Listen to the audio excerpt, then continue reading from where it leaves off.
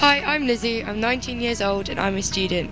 We're on our way to Birmingham with the Youth Media Agency and we've all been up since 5 AM. We're basically going to go to Aston University to the annual convention of Confederation of Heads of Young People's Services. Simply put, we're just going to ask some questions and do some interviews with members of Parliament and some heads of young people's services like youth clubs.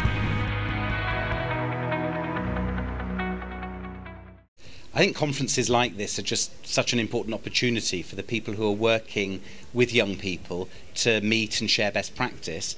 Of course, this year's conference is happening in very difficult circumstances with the scale of cuts to youth services, so it's even more important than it normally would be. I think it's a really important and timely chance for us to spend some time together as heads of young people's services and to kind of refocus on our direction with all the changes that we've seen in the past 18 months of a new government, particularly with combining those two agendas between a Liberal Democrat and a Conservative approach.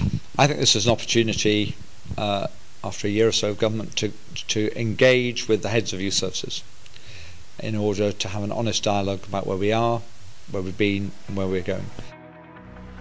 So here we are at the conference and I've been having a bit of a think about why today really is so important, and here's why.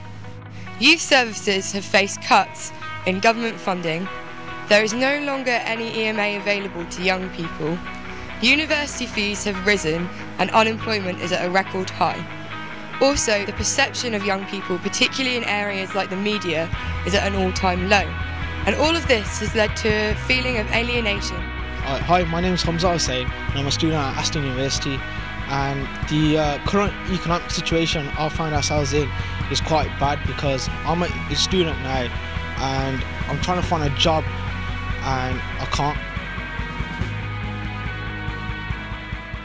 Like most policies, it depends how these things are put into practice at a local level for young people, and there's some good stuff in there because it's been part of a policy development that certainly NICFIS has been involved in, and I hope that what it does is it changes the lives of young people, because at the end of all of this there are young people who we want to support and make sure that their lives are improved. What we can do is start to bring services around that, but also adapt it to meet local needs. So in West Sussex is quite a wealthy area, but we have some real pockets of deprivation and some young people that we find really hard to get services to because they're in rural communities or there are so few of them. And I'm hoping that Positive for Youth will give us a real direction around that.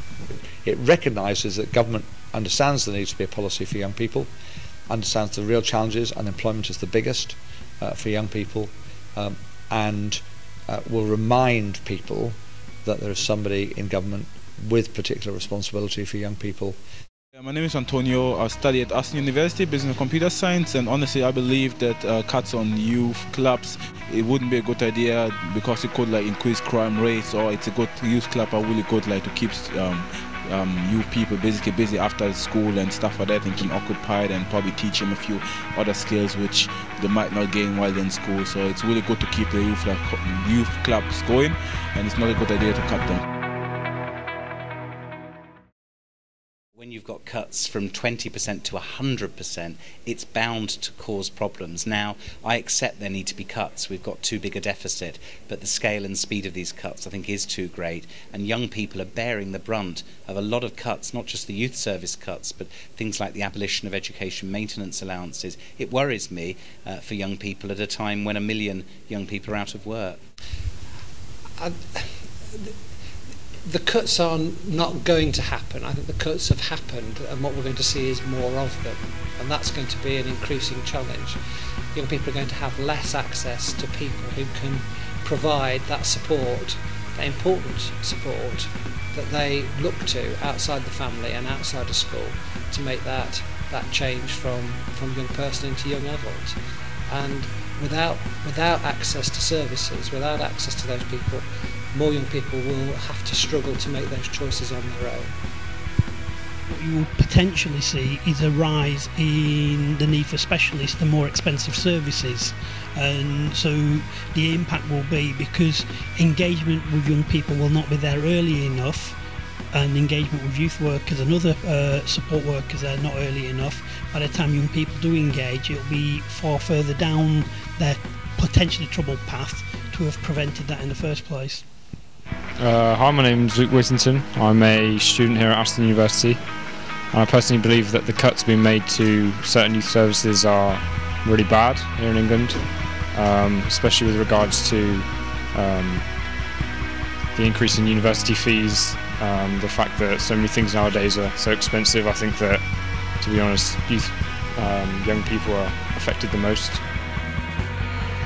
We're back in London. It's been a really enlightening experience, and it's definitely shown me that young people should be more involved in their own policy.